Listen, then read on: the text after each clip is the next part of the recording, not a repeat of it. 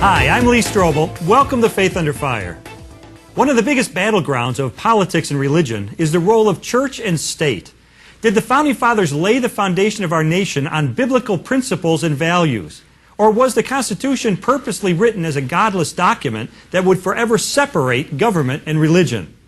We'll investigate this issue with David Barton, who leads an organization called Wall Builders, has written several books, including The Myths of Separation and Original Intent, and was named by Time magazine as one of America's 25 most influential evangelicals.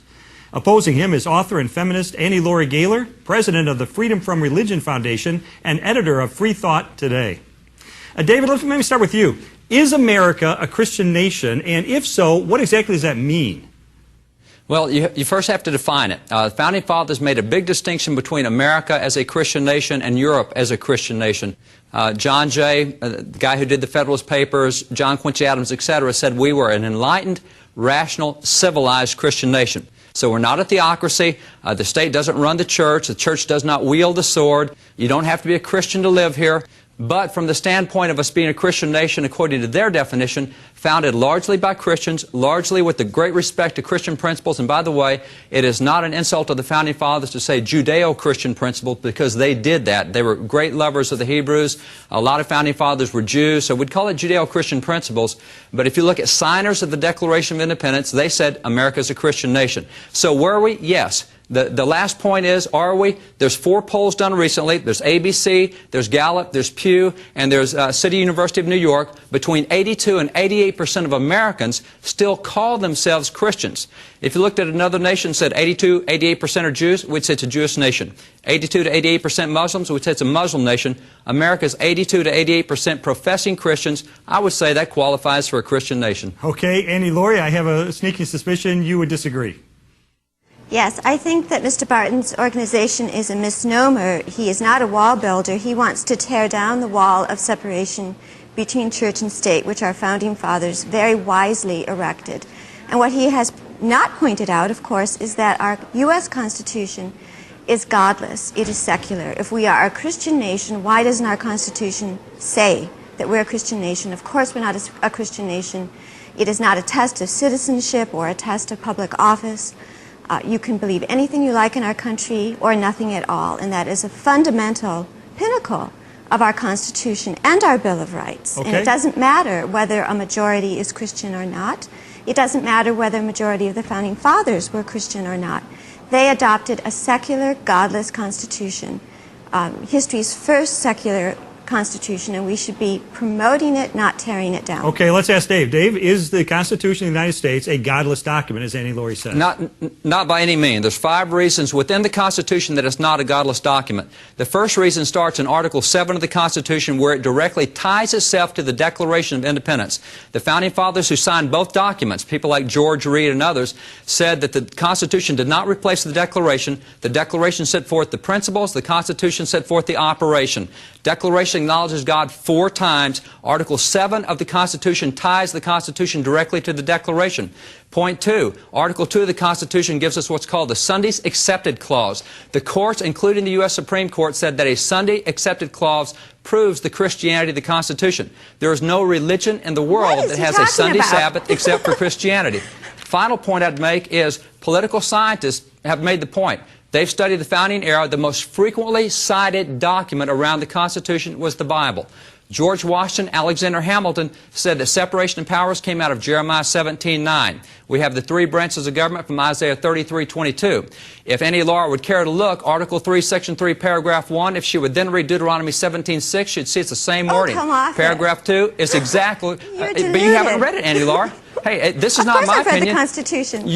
What about you haven't read the Bible. And the separation of powers? If you read the Bible, you would see the same language as in the Constitution. Okay, let's have Annie Laurie go ahead and respond, Annie Laurie. You just presented a lot of evidence of ties here. I think there was a great deal of verbiage, and you will note that in that verbiage, Mr. Barton at no time said there is a God in the Constitution. That's because it is godless. There is no reference to religion in it except exclusionary. There are oaths of office in the Constitution for the presidency, and it explicitly says the oath, there is no so help you God. That was a custom that was added later. We have a secular No, it was added by document. George Washington. And It was this not is a added later. theocrat. This is Every someone single president who has used that. to tear down the wall It of was not separation added of later. church and state. He wants to distort history. By the way, the Treaty of Tripoli that was formulated under George Washington and signed by John Adams said that the United States was in no way a Christian nation. How about that? I think that it's important to reveal that this Mr. Wallbuilder was hired by the GOP to campaign in churches last year, to go to churches and spread disinformation and to promote the Republican Party. You have a theocrat here. He wants to mix church and state, and he has an agenda, and he has caused a great deal of harm. He has put out bogus quotes in his original book and his original video that we see every day in letters to the editor. Okay, Amy Lori, hold it right there. Those are some serious allegations. When we get back, we're going to hear Dave's response. Stay with us. We're back talking about whether America is a Christian nation. I'm with David Barton from Wall Builders and Annie Laurie Gaylor from the Freedom from Religion Foundation. Now, before we went to the break, Annie Laurie charged Dave with making some bogus quotes. Dave, how do you respond to that?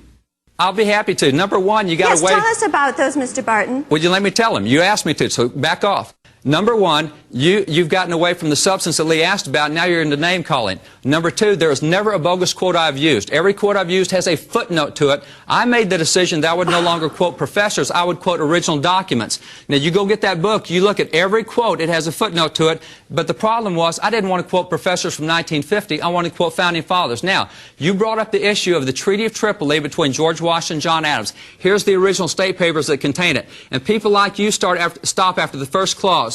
It's treaty with a Muslim nation. It says the government of the United States is in no sense founded on the Christian religion. That's where you stop. The rest of the clause says, as it has an inherent hostility toward the Muslim religion. They said, guys, we're not Europe. We're not Spain. We're not Portugal. We're not Italy. We don't hate you because you're Muslims. We're not that kind of a Christian nation. It does not say we're not a Christian nation. It says we're not a Christian nation that has an inherent hatred toward Muslims. That's a big difference. But you guys put a period in the middle of the sentence. This is the original treaty right here. I mean, that's what it says. Let's let her respond. Go ahead, Annie Laurie. There is no argument that he has made that this is a Christian nation, that our government is Christian. The only argument he has come up with is that a majority of people profess some form of Christianity. A majority of Americans, by the way, do not go to church. But that would be like saying this is a white nation because a majority of Americans are white or not of other races. Why would somebody want to make a statement like that? You resort to racism when you can't win on substance. What does it matter, David, if indeed we have these Christian roots? How should it influence society today? There's several things. Number one, a theocracy is God ruling a nation. I don't think God's going to come down and run on any ballot. Number two, I'm not in favor of abolishing the Constitution. I worked really hard for that document. I like that document, so that's nonsense. I don't want a theocracy. But I do want the ability of the people to have their roots expressed. Okay, Annie Laurie, what's your fear over all of this? My fear is that people like Mr. Barton have a very obvious agenda, which is that they want to distort the history of the founding of our country and our Constitution. They're unhappy with the fact that it is secular, and they are clutching at straws and making bogus arguments, and it's disinformation. It's very harmful. The quotes, these bogus quotes that Mr. Barton had floated around for years, are still out there on the internet and in letters to the editor, misquoting Jefferson and Madison and you name it, and distorting people's perception of history.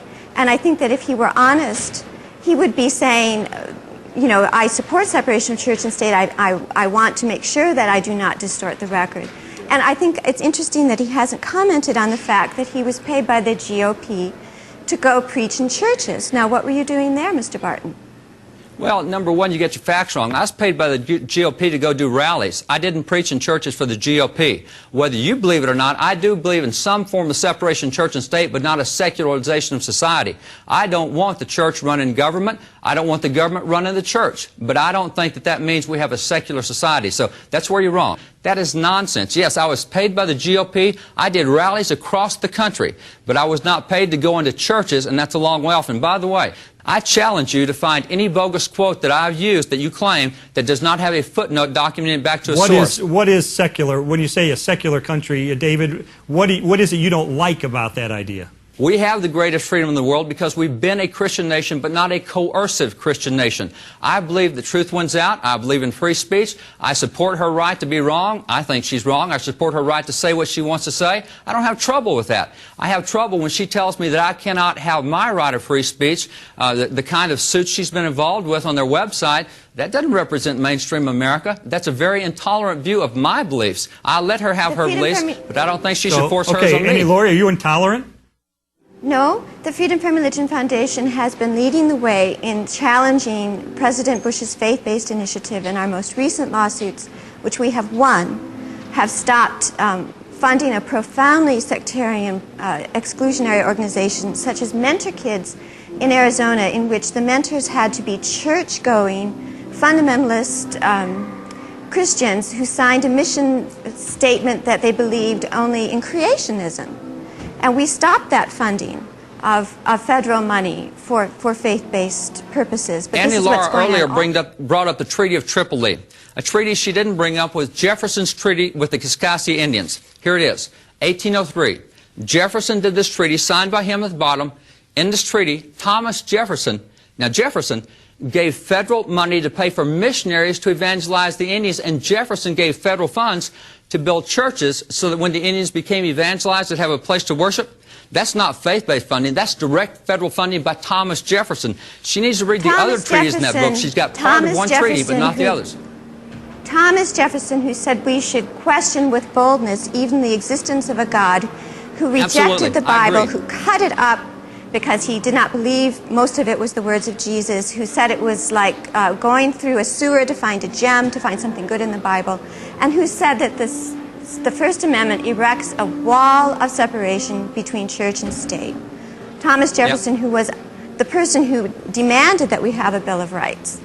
He was somebody who ardently Jefferson believed was in France. Jefferson said he did nothing with the Bill of Rights. Thomas Jefferson was not in the nation when the Constitution was done and the Bill of Rights was done. He himself said he had nothing to do with it. He himself said he had nothing to do with the Bill of Rights. I think Annie Laurie, maybe you're right. We are in two nations here, at least two very strong viewpoints on both sides of this issue. Thank you both for coming on Faith Under Fire and expressing your perspective on this thing. Our pleasure, Lee. Thank you for having us. Thank you. Thank you, Annie Laurie, as well. We're going to be right back on Faith Under Fire.